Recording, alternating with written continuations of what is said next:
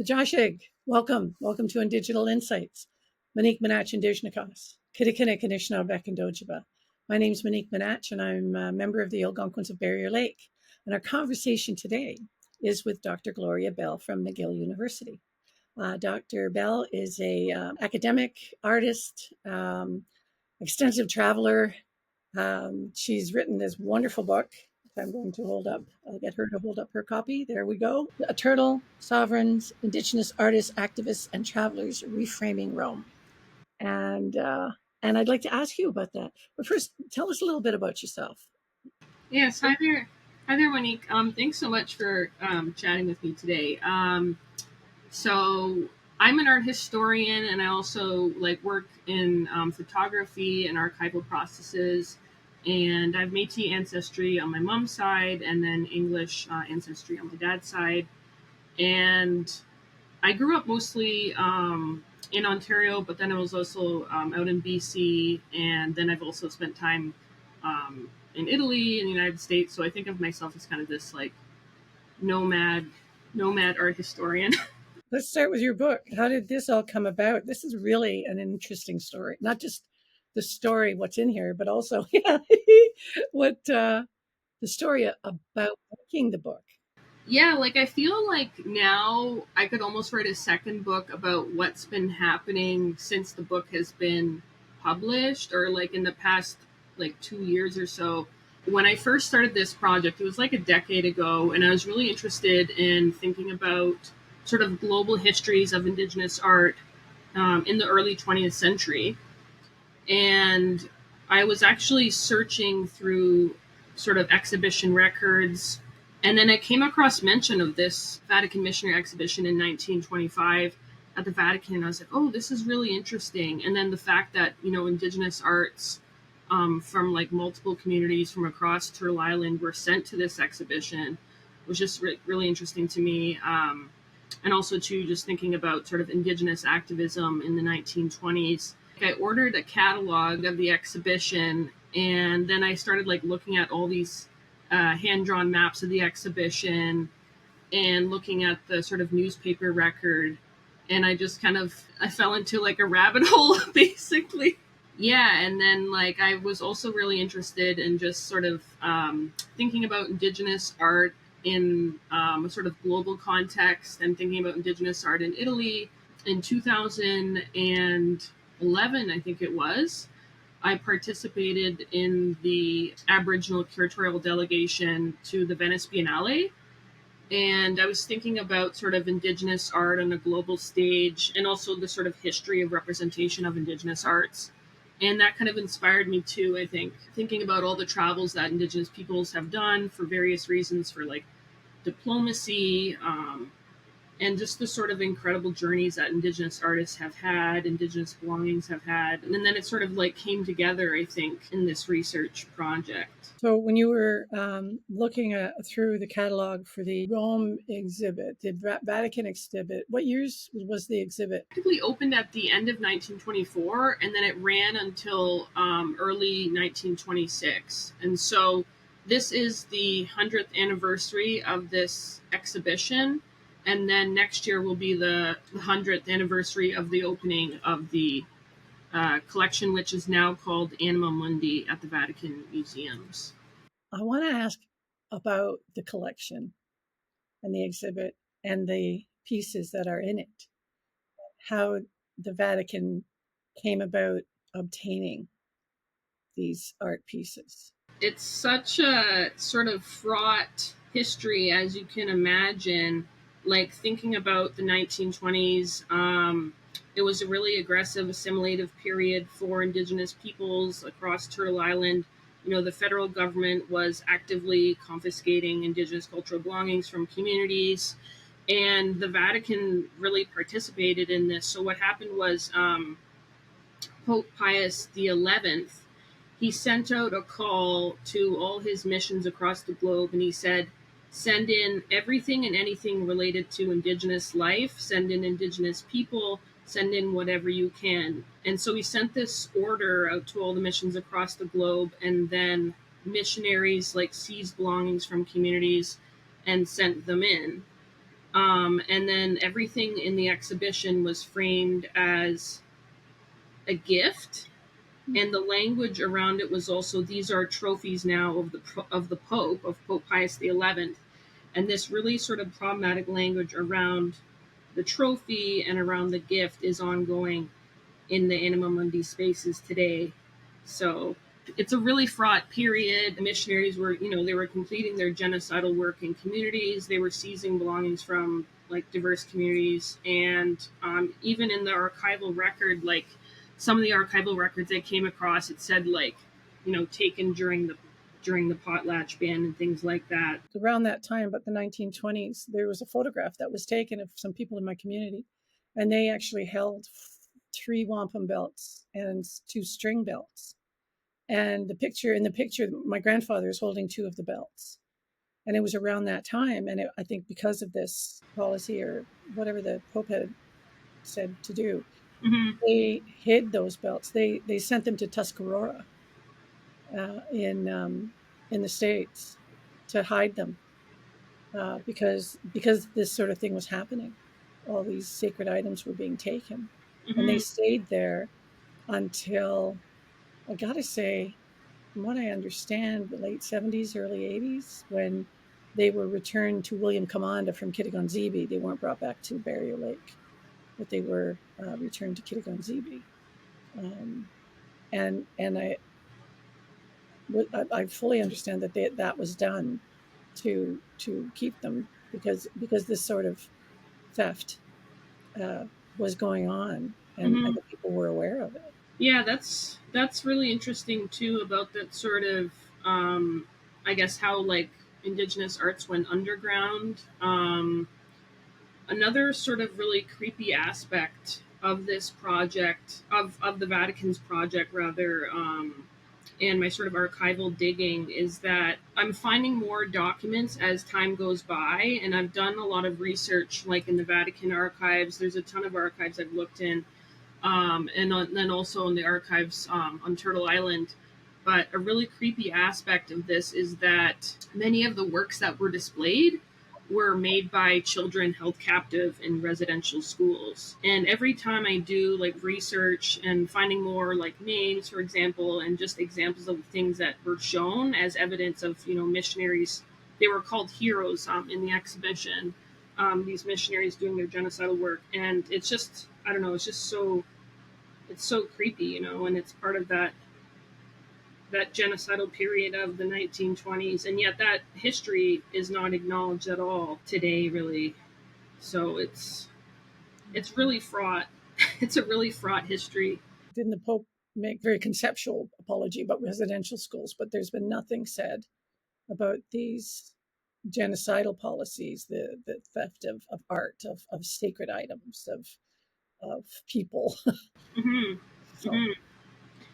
um, Yeah, it's like a major issue, I guess. And I've been thinking about it a lot, as the sort of rhetoric of truth and reconciliation and the sort of performance of rhetoric.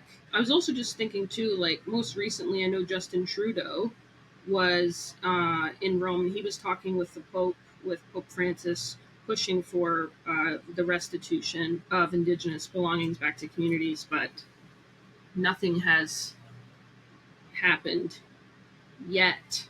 Rhetoric, I think, there's a lot of rhetoric around like truth and reconciliation and restitution, but how and the Vatican was willing to have you come into the archives and well, take a look around?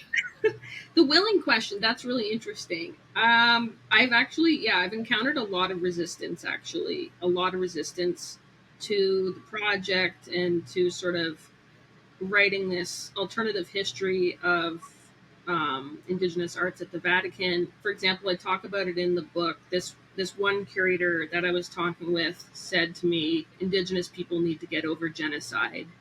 And the Vatican is great. They're doing great work. And just like these kind of like colonial attitudes are still really prevalent, even though people don't want to acknowledge that. It's really fraught. I mean, the origins of that collection and the sort of ongoing narratives that are being presented at Anima Mundi, the Vatican collections, are still really, they need a lot of unpacking, and they need a lot more research and just sort of revisions to acknowledge what's actually happened, you know?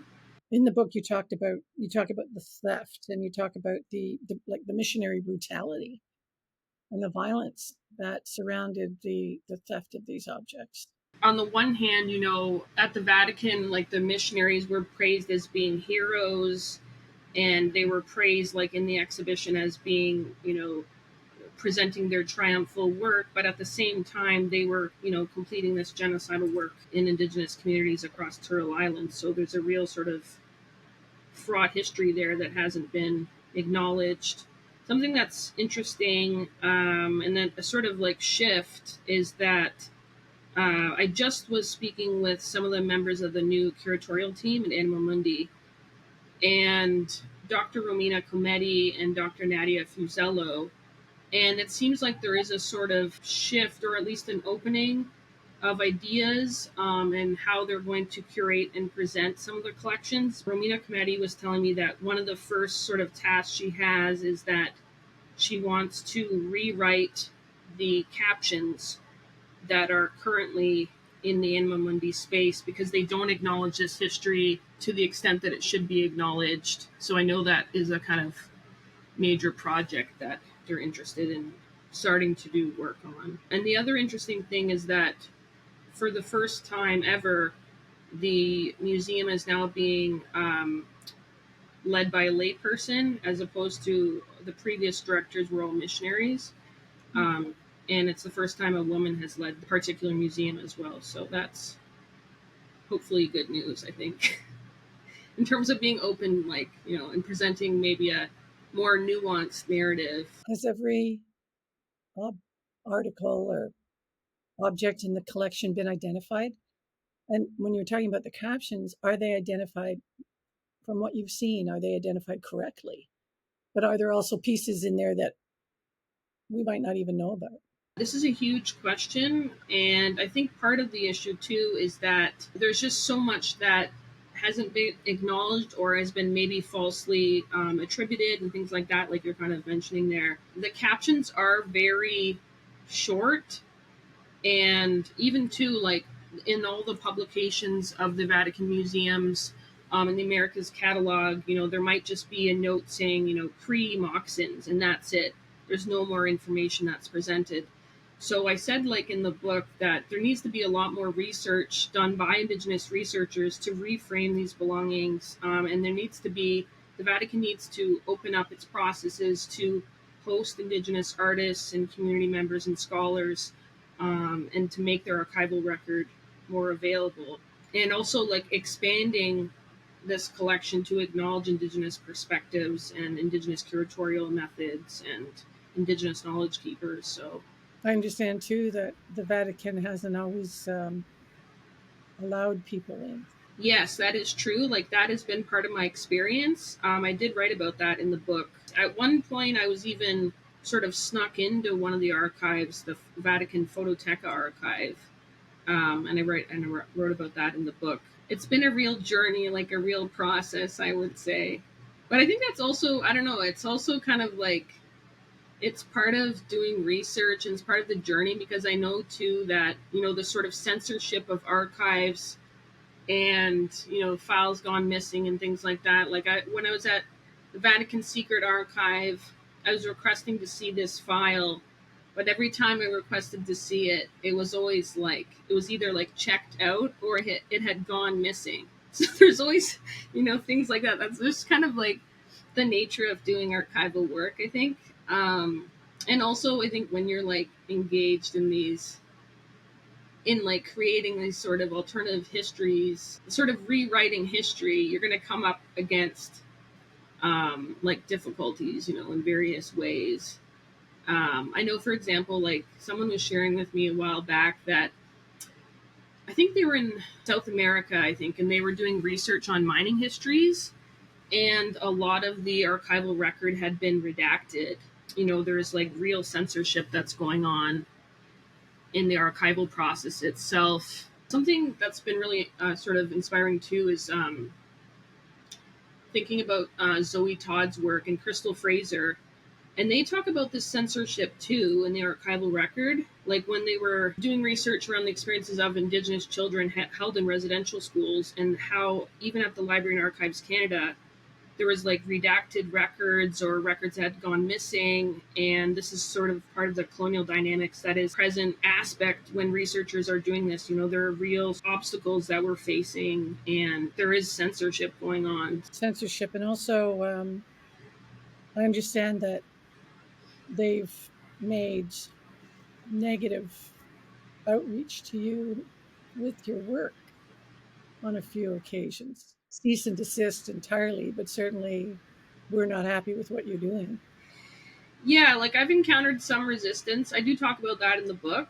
Yeah, it's been interesting, like just in the past few months or so, meeting with this new curatorial team, which seems more open than they ever have been before. I also have received emails saying, like, yeah, not like cease and desist, but sort of, we're not working with you, et cetera, et cetera. So there has been a lot of kind of like smoke and mirrors, I guess I can say.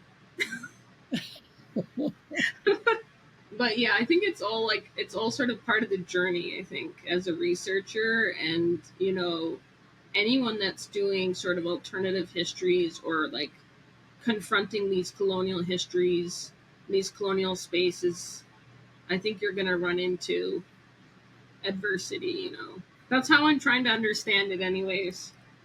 Can you tell me about some of the work that you found, the objects themselves, the art pieces? I can talk about actually what's on the cover page, this Lakota Sundance drawing. This actually is a really interesting drawing, sort of speaking to the great mystery, Wakan Tonka.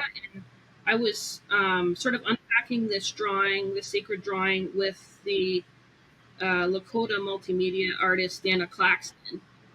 And we're talking about these sort of sacred moments that are represented in the drawing. It's sort of a continuous narrative that's speaking to all the sort of sacred relations that are going on, and that are part of the Lakota epistemologies. And what's really interesting is that you can see there's a lot of Lakota women that are represented in the drawing.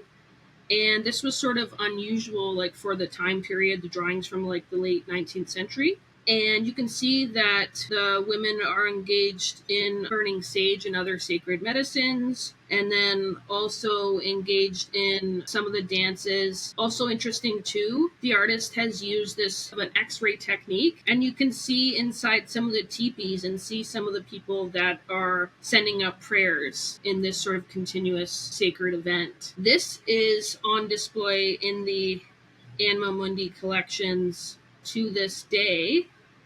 And it was just, yeah, it was really interesting sort of speaking with Dana Claxton about this sacred moment and about this sort of, I guess, like the syncretism of this space, thinking about like indigenous Lakota beliefs, but also Catholicism, thinking about the sort of syncretic aspects and the power of this drawing to inspire Lakota artists today.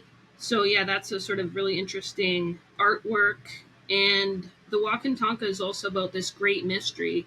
And I think that speaks to as well the sort of great mystery of Indigenous art in the Vatican collections.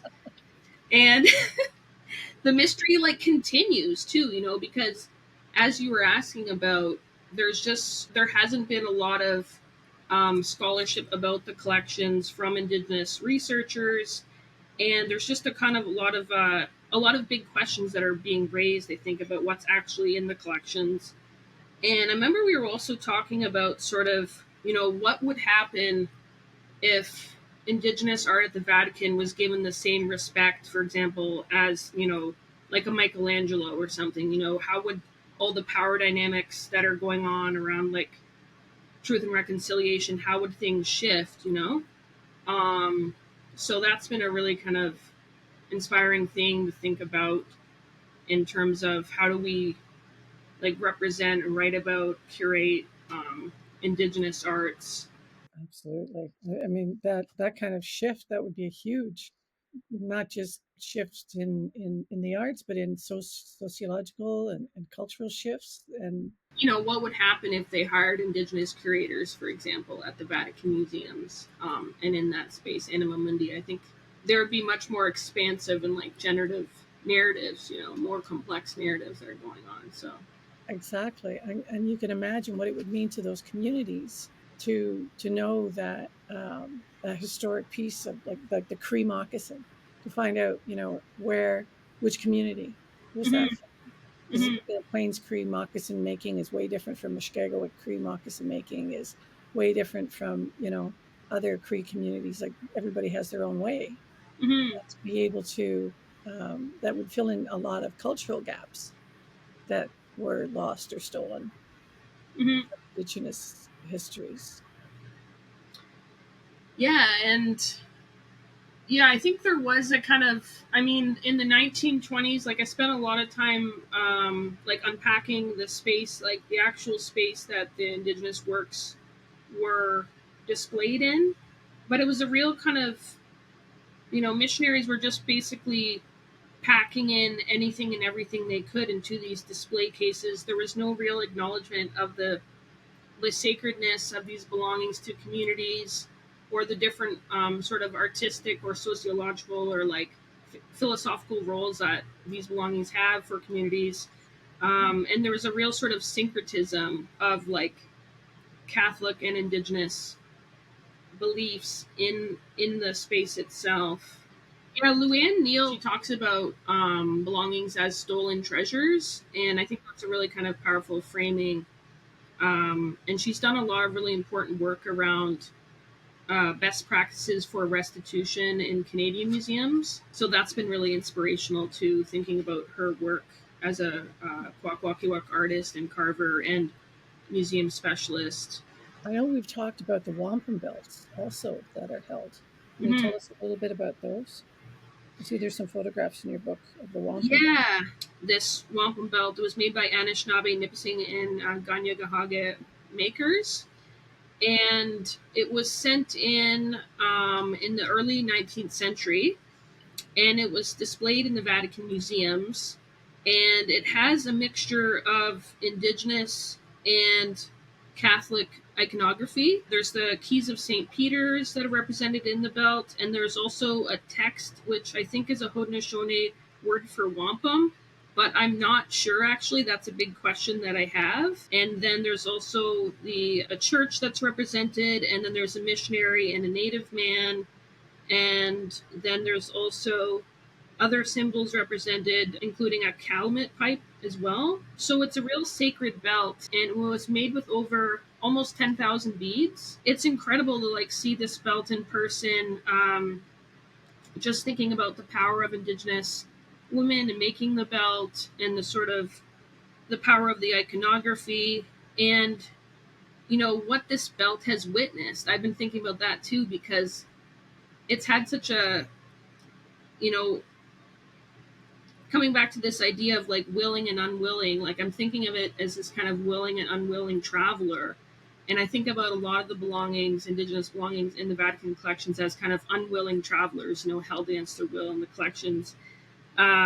But yeah, seeing the belt, I just saw it recently actually at the McCord Stewart Museum in the Pearls of Diplomacy. These beads were all drilled by hand, so you can imagine the sort of labor of love that went into this belt. I was thinking about it as kind of thinking about it in the 1920s, and then also its journey more recently with the Pearls of Diplomacy show, and then now it's back in the Anima Mundi space again. So it's had a really sort of interesting journey. Yeah, I think it's just like an incredible artistic work, and it's really powerful to see it in person. And yeah, it's sort of power, I think, sort of continues to resonate through time. An interesting sort of aspect too is that this belt has traveled to a lot of different exhibitions, sort of as almost, it has like a diplomatic life in a way, you could say, because it's been like represented in all these different exhibitions that the Vatican has put on, or it's sent as a sort of representative of the Vatican. And so there's like an issue of diplomacy there that's going on. But I would argue that it's um, thinking about Indigenous sovereignty, like its sovereignty is not being fully recognized until it can be back home in its community, with its makers. back home in Jojoge and Munyang, Montreal, with its original makers and community of the Ganyagahage and the Algonquin and Nipissing peoples, So there's a real sort of contested sovereignty issue, I think, that's also raised by thinking about the life of this belt, and how it's being held at the Vatican museums to this day. I know it's a really like complex and sensitive issue too, so I want to just like state that as well. It makes me wonder about the designer. I mean, you're saying the wampum belts were made by women, and I'm wondering, who designed these belts? Hmm. What thought and what foresight must have gone into what would be included in what order, what this belt was meant to say, and then how it would all be designed and put together uh, in order to create that that belonging, that sacred object that would represent all these, they're mnemonic devices. Hmm. They're Hmm. there to help us remember and to represent um, agreements and ideas and partnerships and treaties and all of these things. So you wonder, like, who who designed them, like who. It's such a great and interesting question, right? I think it was a real collaborative process. Um, and yeah, like I don't know, I've been thinking about, what has this wampum belt like witnessed through time, and all the care and like attention to detail that the makers had in creating this belt. Um, yeah, it's a great. I think that's like a great question that maybe can never be like fully answered. But we can like imagine, the richness of the creators' lives, and the love and like care that they put into creating this belt. For me, my work is around Indigenous use of digital technology. And when you think of digital technology, I think of pixels. And to me, these wampum belts could be argued they're kind of our original pixel. That Hmm. because of how when Indigenous people use digital technology, it's a natural extension of our culture Hmm. because our languages are very descriptive. They're verb based. Our stories are how we teach our children. And the use of digital is that idea of that use of the pixel and these mnemonic devices which we created so thoughtfully and so lovingly um, were based on these images that were created of these dots, these Hmm. beads. And that image on the front, now I did have a question about that. Hmm. I can't see it very well, but that this part here, what is this part of the image? I mean, it looks like a cross, but Yeah, that is part of the sacred aspect of the Sundance, like the rite of passage. And this is when these dancers would like attach themselves to the pole, and then there was like a sacred process of piercing that went on. So that's sort of like this continuous narrative that's represented in the drawing there. And the dancer is in this sort of active process of piercing, basically. I also saw like the photograph, like the Cree moccasins. I'm looking at that photograph. See, we didn't make moccasins like that. My son's community is Moose Factory, the Moose Cree First Nation, Hmm. and it's a different style. That's definitely a different style, and it's certainly not Algonquin. So that's why I was thinking it was more further west. And Hmm. the Sundance mask, where did that come from? Can you tell us about that? This is interesting because, again, there's sort of contested histories around the Vatican and its lack of acknowledgement of the violence that was happening in the 1920s. And so, in the archival record, actually, for this Sundance mask, it says that this was taken during the Potlatch ban.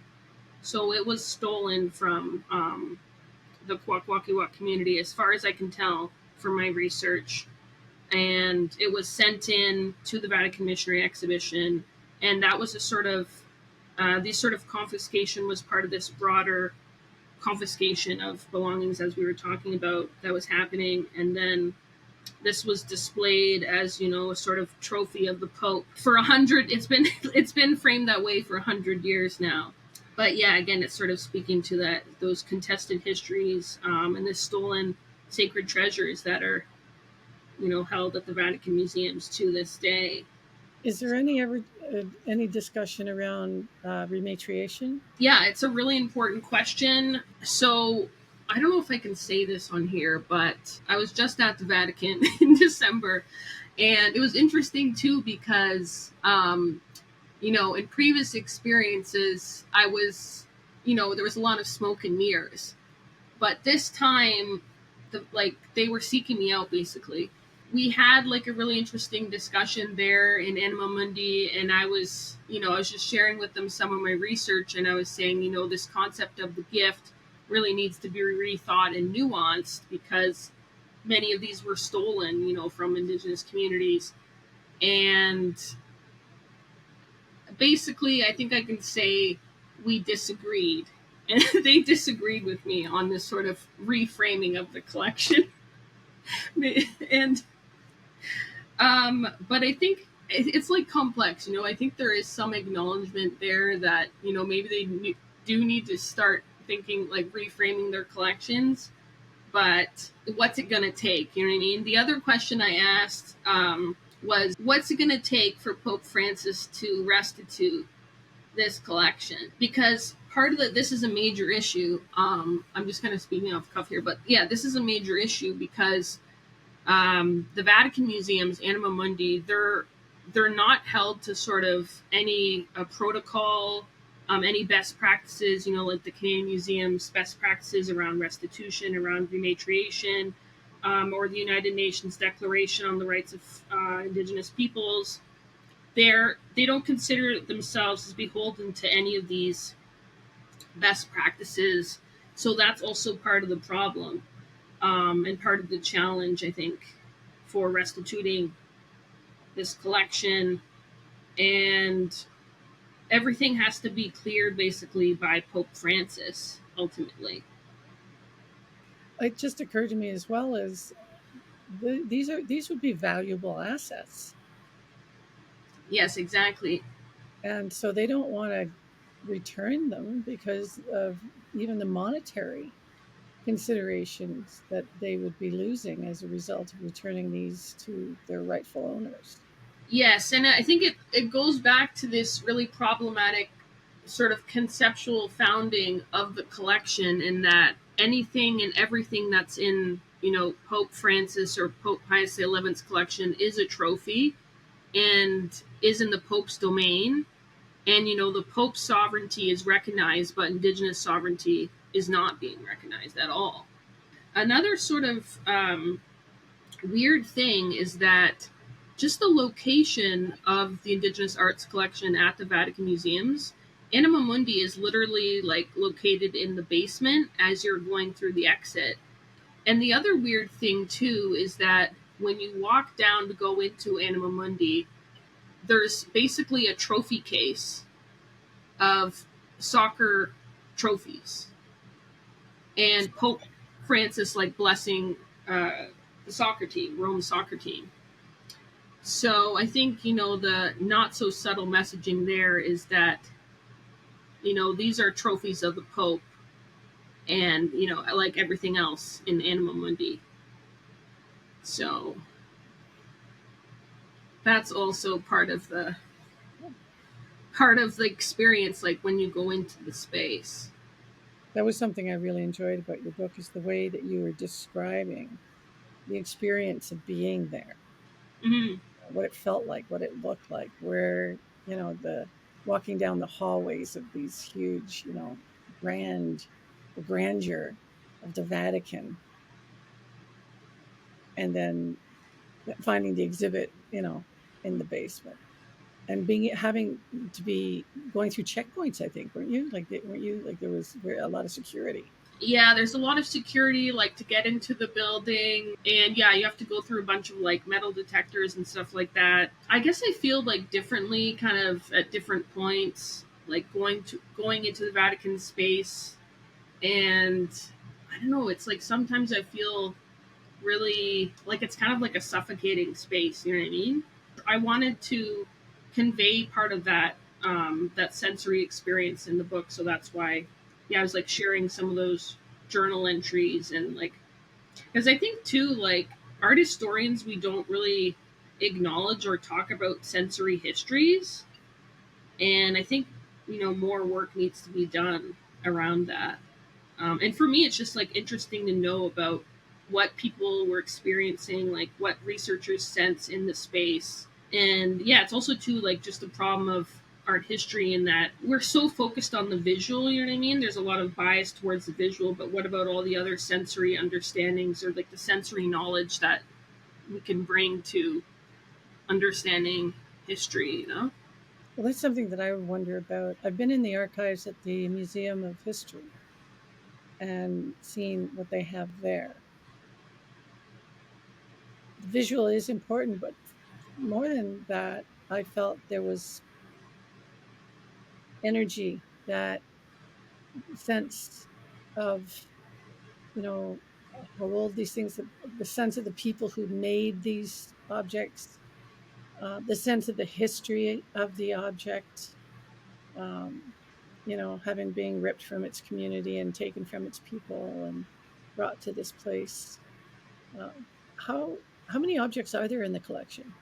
So for the exhibition in 1925, the missionaries sent in over 100,000 uh, objects, and then from that, about 40,000 were selected for the final display, which is now in Anma Mundi. What happened to the other 60,000? Well, that's a great that's a great question. That's a huge question. I mean, it's a great question.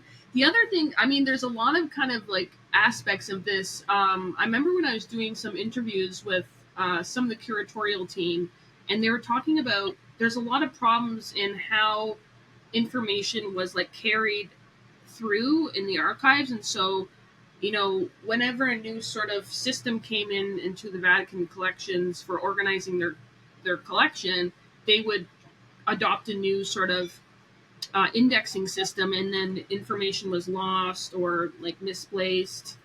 Um, so that's part of the story too. So there could be like just a room with stuff in it that nobody really knows what's in there. Um, I'm not sure, but I do know. So, for example, you can actually, so something interesting is that the Vatican museums, they now have this online database that you can search. And for example, like 5 years ago, they had hardly any indigenous artworks or belongings up, but now they're like slowly updating it. I know they're starting to look into their photographic collection. They have over like 200,000 photographs, taken in indigenous communities across Turtle Island, and they're starting to work on confirming those photographs. But in terms of, are people named, are communities acknowledged or recognized, I'm not sure. But I know that that's sort of part of one of their conservation goals um, going forward. Wow, 200,000. I wonder when they were taken. They were taken like during the early 20th century, and then sent in for this exhibition. But they've just been kind of not acknowledged or not taken care of, basically. I'm just trying to think of how, I mean, that's the guy with the, with the poof, like the, those kind of like photographs weren't exact in the 20s, 1920s photographs were, it was a bigger deal to take a photograph than now. We have it on Yeah, our phones, but then they would have to be very posed, and the equipment is very bulky and large and expensive, and you know. yeah. I wanted to just also briefly mention this discussion around this Inupiat kayak also. So this was stolen and then displayed at the 1925 Vatican Missionary Exhibition.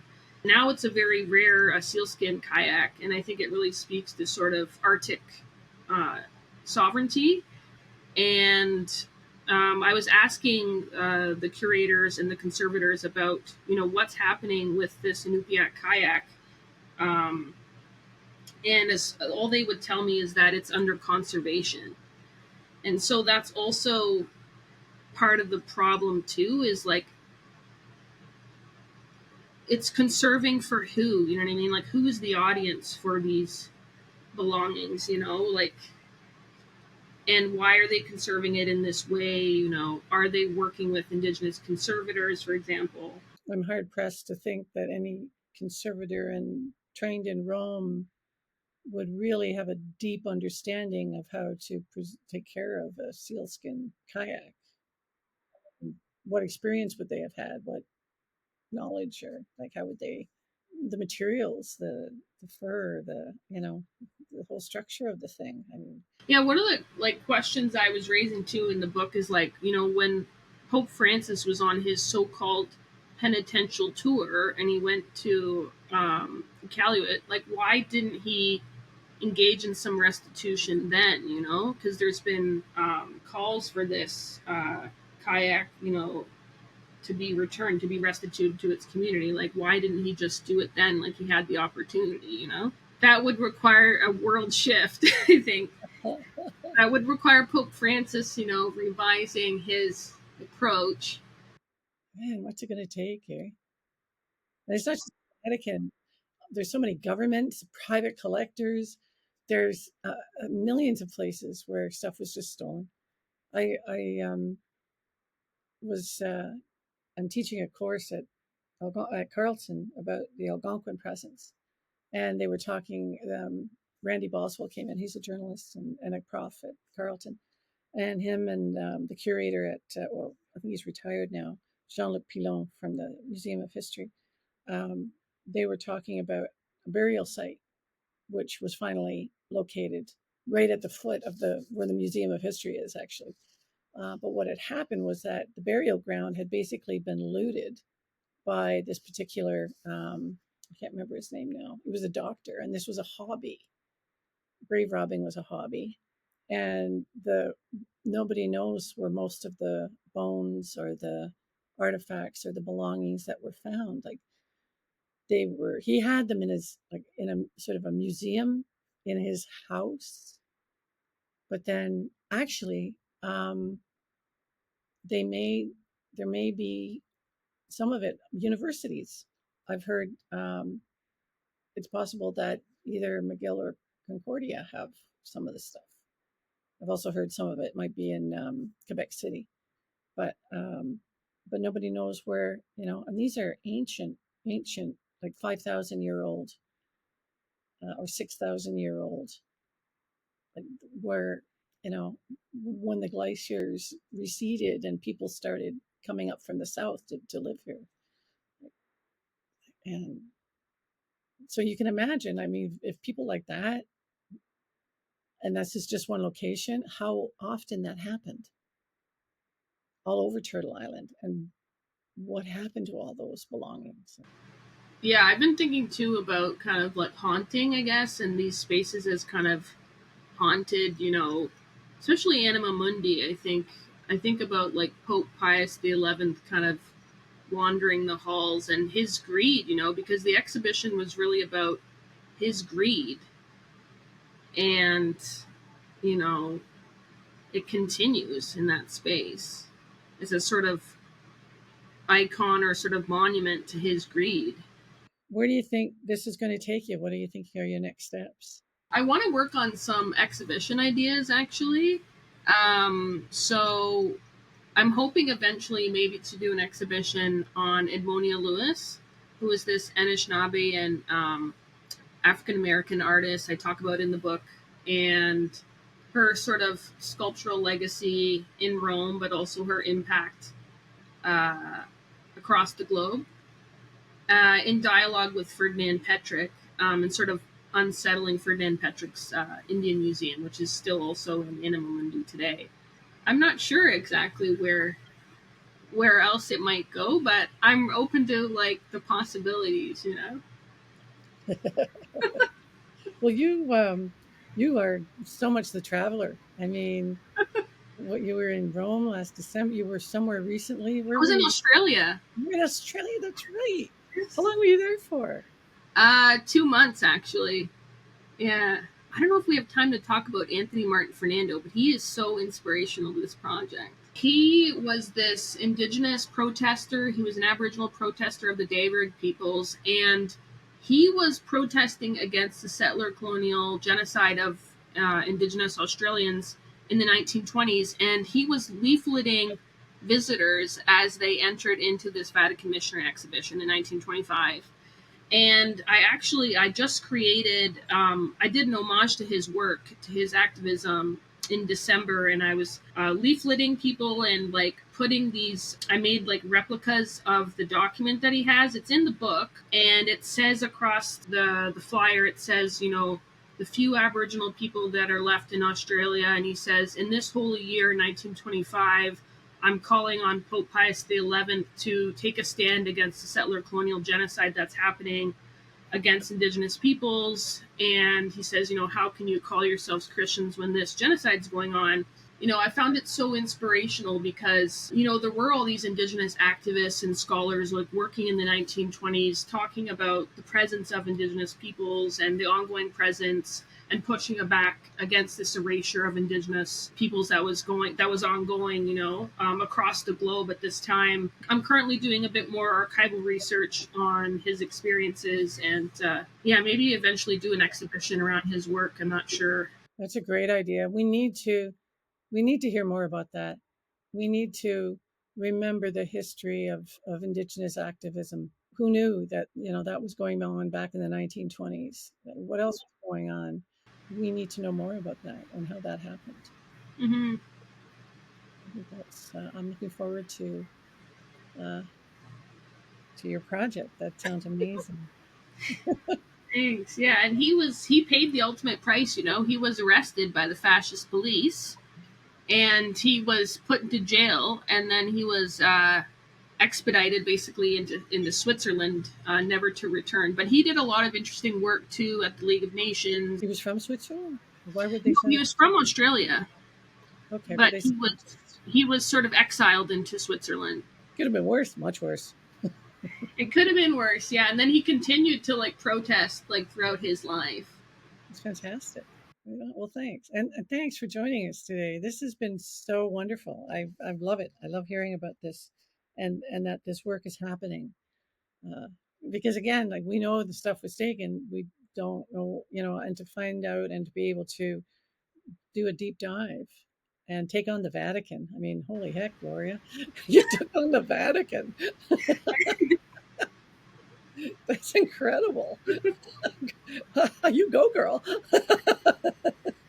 Yeah, yeah, it's been a real journey, is all I will say, I guess. But I do get go back to Italy, you know, fairly often, so that's a perk. Well, this has been absolutely amazing. I've really enjoyed talking to you today, and I thank you very much for coming out and sharing all this knowledge with us and all this. I'd like to see where this goes. I think there's many places where we can take it, and Kachimi Gwich for all your hard work, for taking this on, and for moving it forward. Thanks, Dr. Gloria Bell.